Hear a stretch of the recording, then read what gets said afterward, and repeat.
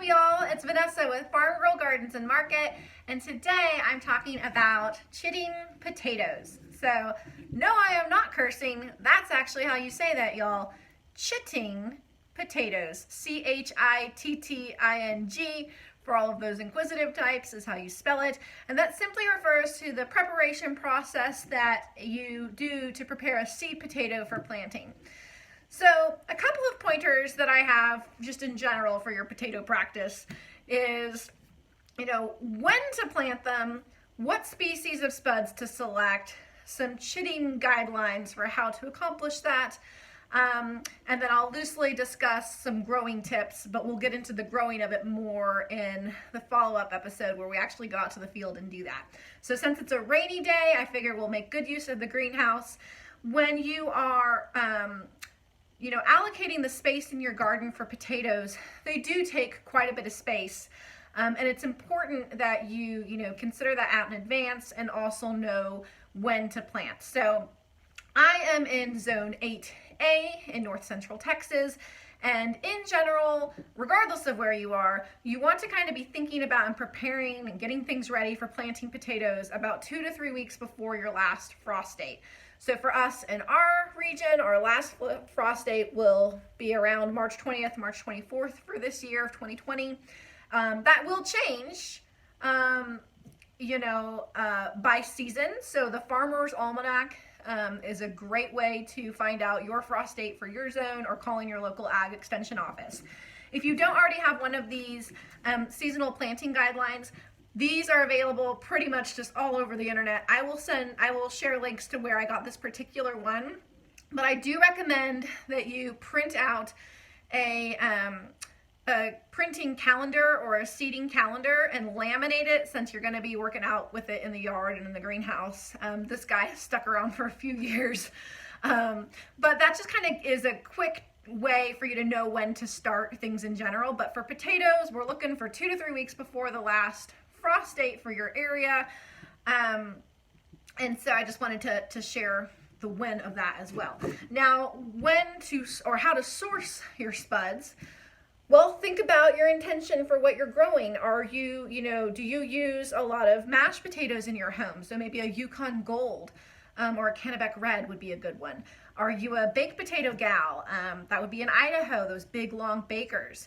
For me personally, I like to put my money and my time into growing things that are not commercially available to me where I live, and or are more expensive than what I wish to afford at the store and can easily grow my own. So the ideal method is to start by using seed potatoes. Seed potatoes are nursery stock potatoes that genetically are a little bit more robust, and so if you start from seed potatoes, you get better yields than if you were to just use the spud at the grocery store. Now that said, sometimes, especially in Texas, we're kind of planting opposite to the rest of the world. Most people are getting their potato crops in the fall. We can actually grow in 2 seasons in Texas, early spring and the fall.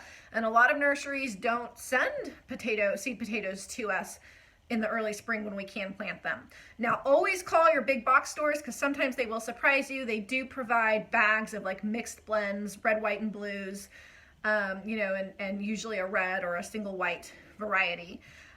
But they can be a little bit difficult to source, so call around first to find out. If you can find those available at feed stores, at box stores, grab them.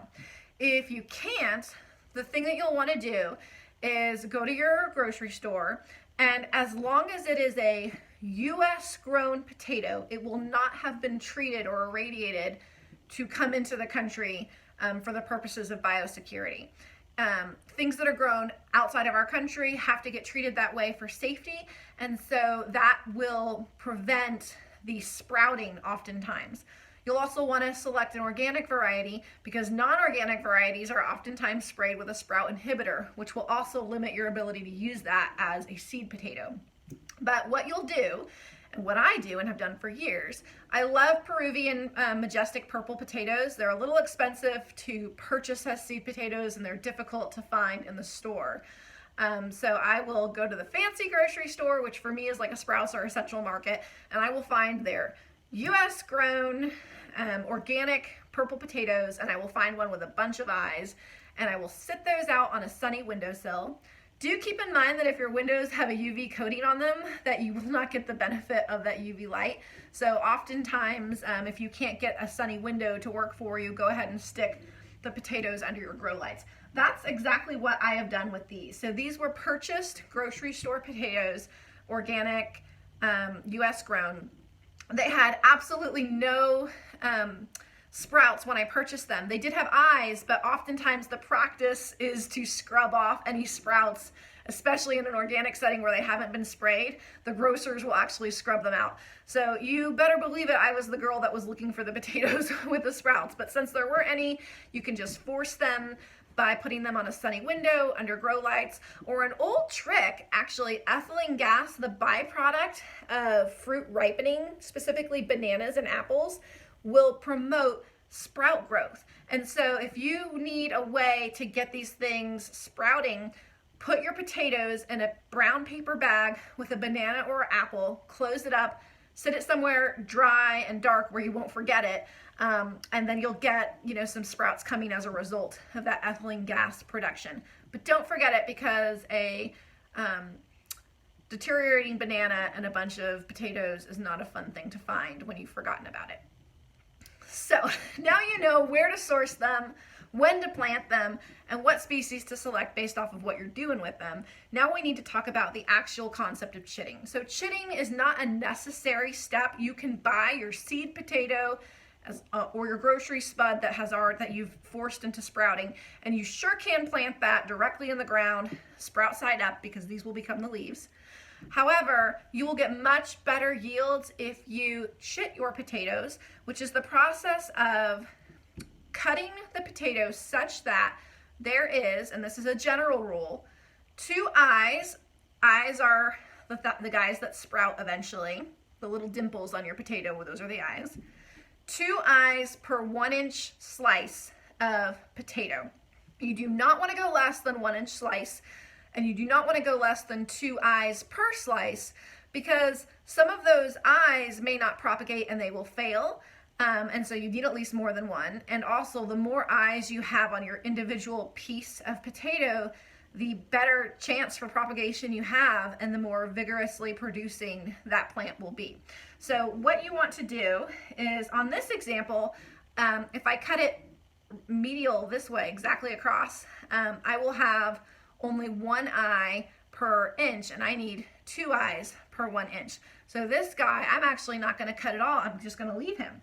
However, on this guy, when I slice into him, I'm actually going to cut him right here, and then he'll have 2 eyes per 1-inch piece. And so what you do, clean knife, you're just going to go ahead and cut the potato. And isn't that beautiful? Look at the C-F-thinines in that. That's what gives it that beautiful color. But now that I have my 2 eyes per 1-inch piece, I am going to leave these out on a pan to cure. And that's so that they oxidize. They form that little black oxidization and kind of a skin coat on the potato. It only takes about 2 to 3 days for these guys to cure. But I do recommend that you go ahead and get a cheap dollar store baking tray and line up your potato slices somewhere where it will be dry. And once you see that kind of coat form, the oxidization process is the curing. So the cutting them and dividing them into sections where you have, multiple eyes per piece and curing them, that is the chitting process. So once you have cut and cured your potatoes and you've completed chitting, the next step is to plant them. Now, I am definitely a person that loves planting potatoes in mounds. The reasons for that are many, one of which is to prevent soggy potatoes, which will rot on you, because if you plant it in a mound, the water runs off the mound. Another benefit is that actually that soil will be a little bit warmer when you've mounded it up and you're letting airflow around it. So that does help the plant. And the biggest reason for me, honestly, guys, is because I'm lazy and I do not like digging in Texas clay. Even though potatoes will grow in clay, you will not get as beautiful a spud because it's having to work a lot harder to break through that clay soil. And also, you're gonna put in a lot of work with your shovel and your boots when you're trying to dig them out. So I say mound up the loose friable soil and then plant your spud. The way that you'll plant that, which we'll go into more detail in a later episode, is sprout side up, okay? But one consideration is you don't want to plant too many potatoes too close together because each of these little eyes is going to form a root network, which then the potatoes will form on the nodules of those roots. And so you want to make sure that you're giving a good, 2 to 3 inch spacing between each little 1 inch piece at minimum.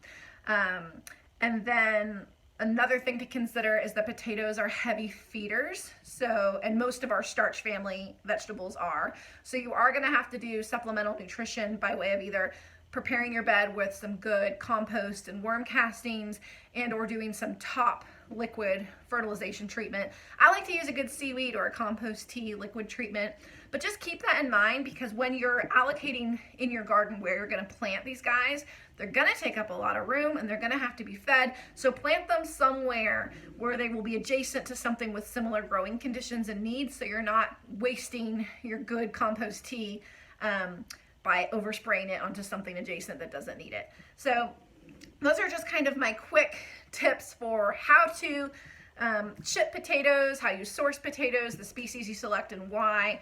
And then in a couple of days, once these guys have cured up, I'll take you out into the pasture and we'll plant them. Now, one other tip is don't forget them.